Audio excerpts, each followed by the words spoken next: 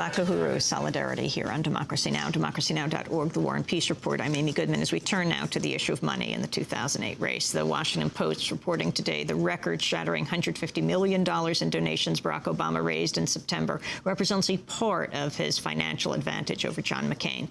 The Post reports newly released campaign finance records show that Obama and the Democratic Party committees supporting his campaign had $164 million remaining as they entered the final weeks of the presidential race, compared to the $132 million available for McCain and the Republican Party. The advantage is compounded by Obama's ability to continue to raise money through the election because he decided not to participate in the federal financing program. Obama's the first presidential candidate to opt out of the government financing system since its establishment in 1976.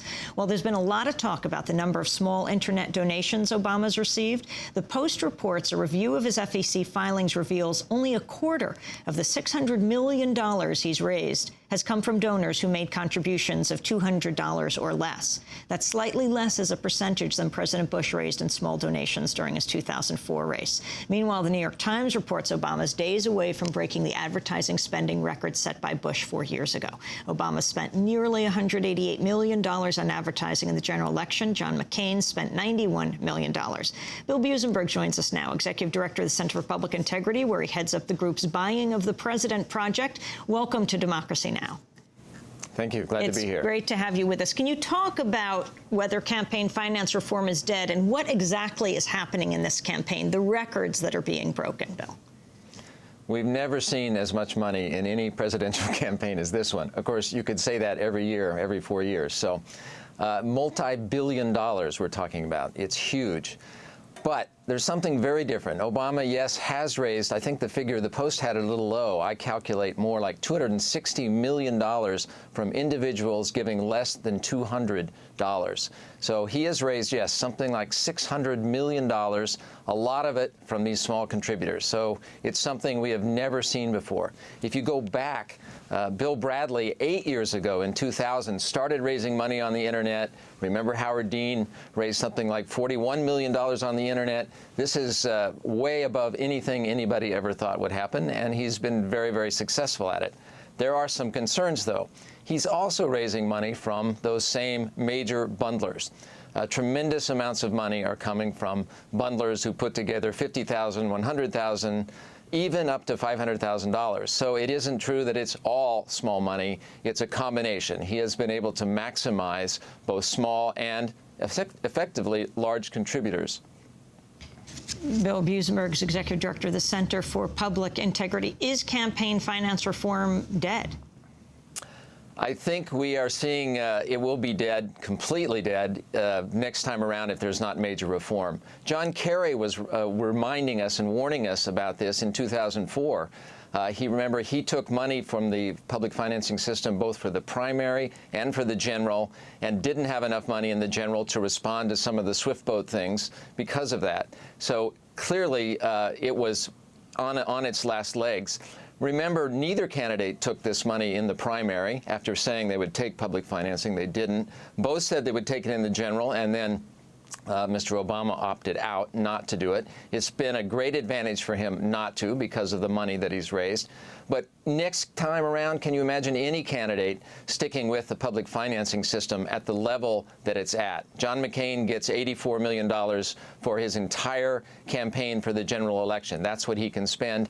Mr. Obama is spending much, much more than that. You know, I was watching Newt Gingrich on television saying this is what he's been saying to the Republicans for a long time. You know, the whole story of the McCain-Feingold campaign finance bill that, of course, he was against. And he said, finally, Republicans and Democrats will understand now. And he was saying this is a good thing, that it's over. And Barack Obama's fundraising has convinced all of this.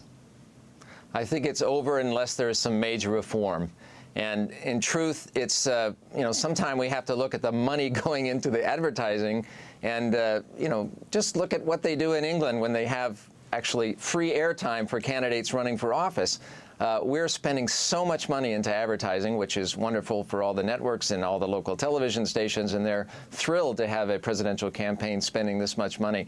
But at some time, we have to get a hold of this. We are allowing not just individuals, but all of these special interests to pour tons of money into a campaign. What about that, Bill? You know, I mean, we're not seeing very much conversation about this on the networks, about this amount of money that's going in, because it's going to them.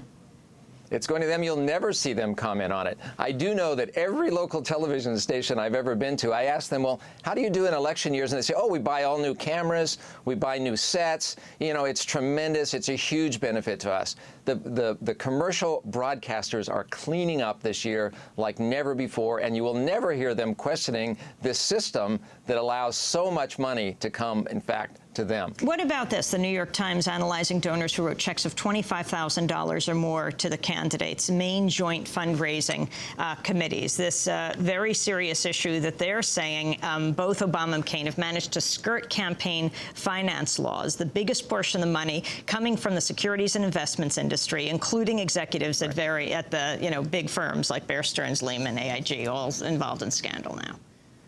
Well, we've set up, both campaigns have set up committees on the side to allow essentially more money and to give really a lot of money. We're talking $30, $40, $50, $60, $70,000 a contributor can put into these victory funds or fund for change. Both campaigns have these. This is $300 million has been raised in this way. And you're right, most of that money is coming from the securities and investment industry. You know, this ought to tell people this is a very worrisome process going on right now. There are, you know, other money coming in. Lawyers in the case of Obama.